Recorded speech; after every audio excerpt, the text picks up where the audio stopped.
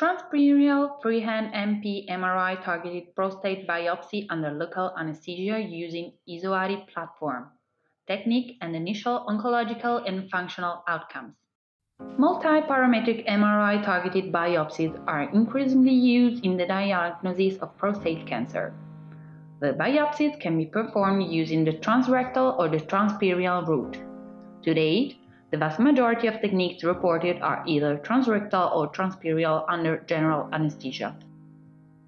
Contrarily, transperineal MRI targeted fusion biopsy approaches using a freehand technique under local anesthesia in an ambulatorial setting are less frequently reported. The aim of this video is to show the technical feasibility and to report the initial oncological and functional results of our transperineal freehand MRI targeted biopsy performed under local anesthesia. The ESAOTE Navisote 5.0 platform was used to carry out the procedure.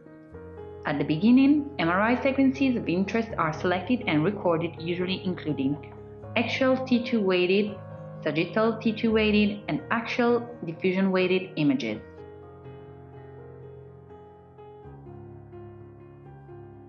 Axial T2 weighted on the upper part of the screen and diffusion weighted images on the lower side of the screen are matched, and suspected lesions are identified and pointed out with a digital target. In case of incertitude or additional suspicious areas in this part, the collaboration of a dedicated radiologist is recommended.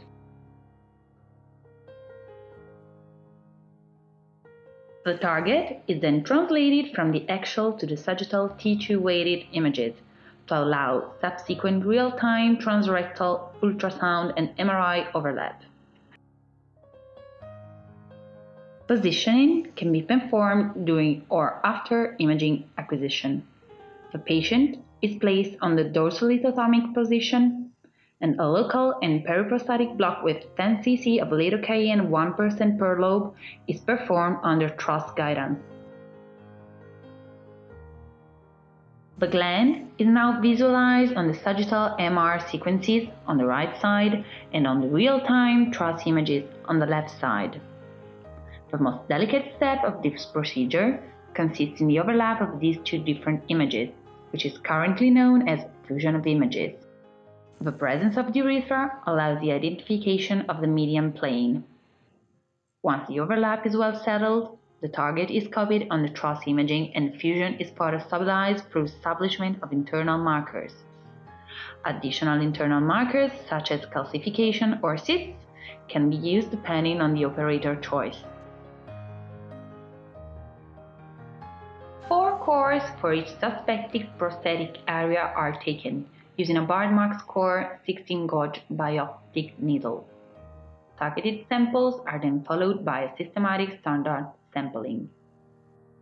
From September 2016 to April 2017, we prospectively enrolled 77 patients who underwent prostate MRI and subsequent MRI targeted biopsy because of a suspicious area.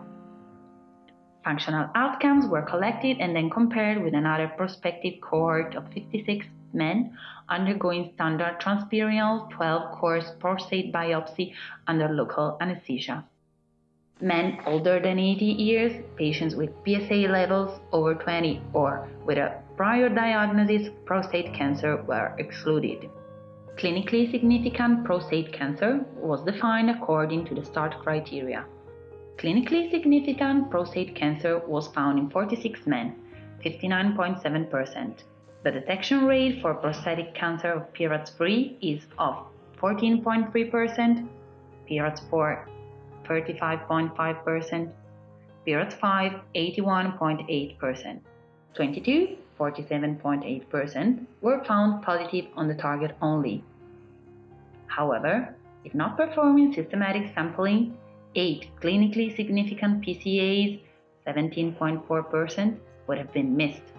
The procedure was well tolerated, with a mean highest BUS score or 4.8 being recorded during local anesthesia administration.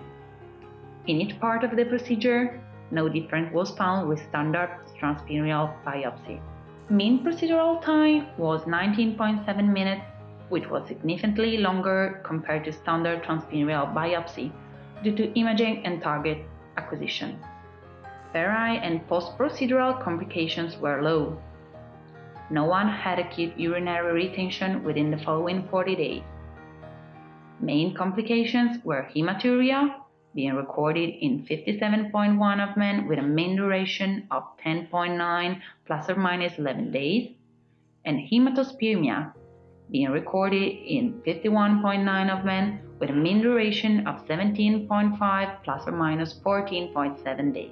No cases of infections, sepsis, or Clavian grade higher than or equal to 3 complications were recorded. No significant differences were present with the standard transperineal approach.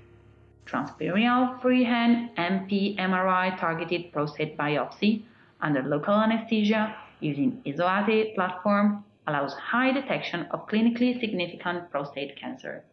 Targeted course should be taken together with systematic course to avoid underdiagnosis of clinically significant prostate cancer. Complications are low with a high tolerability profile and, despite addition of course to sample the target, are comparable to standard transperineal biopsy.